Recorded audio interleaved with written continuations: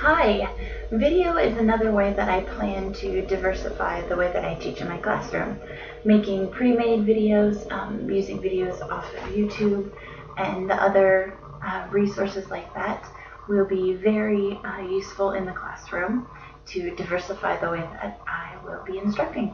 So I decided to make a video about Module 6, which is over motivation.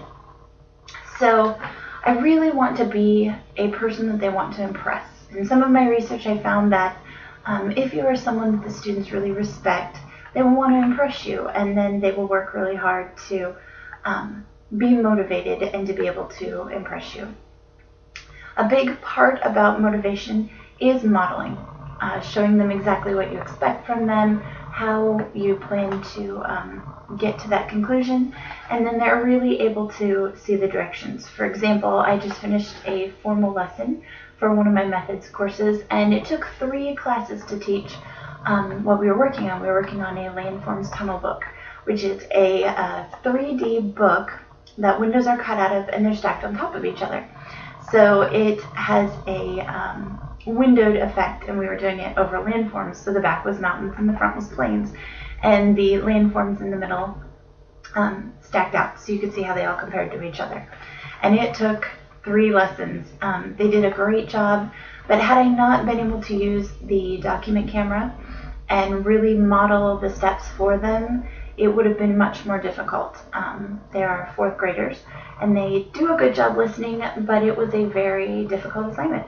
So I'm very pleased with the results. But that's one reason why modeling is so important. Also, the self-efficacy of a teacher. So that goes along with having higher self-confidence or self-efficacy in yourself. Your students will see that you're confident, and then they will want to really rise and grow and try to match that same confidence.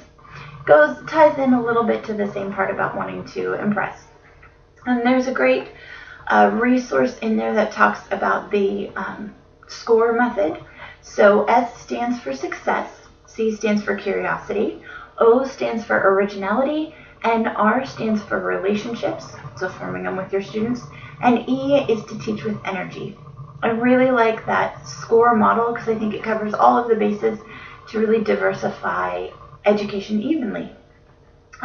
Also, I think that it's very important and a great way to foster motivation in students is by a student-led classroom.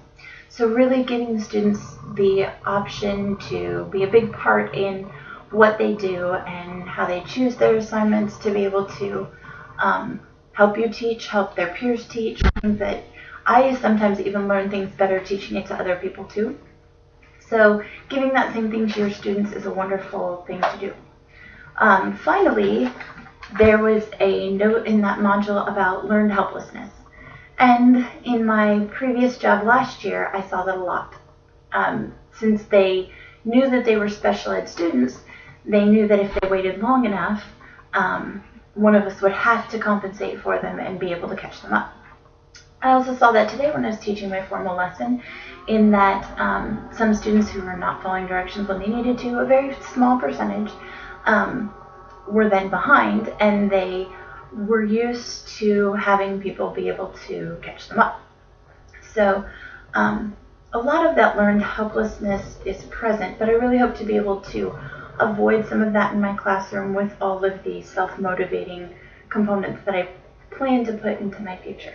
So thank you for watching this video, and I just wanted to show you yet another diverse way that I will be able to teach my students in the future. Thank you.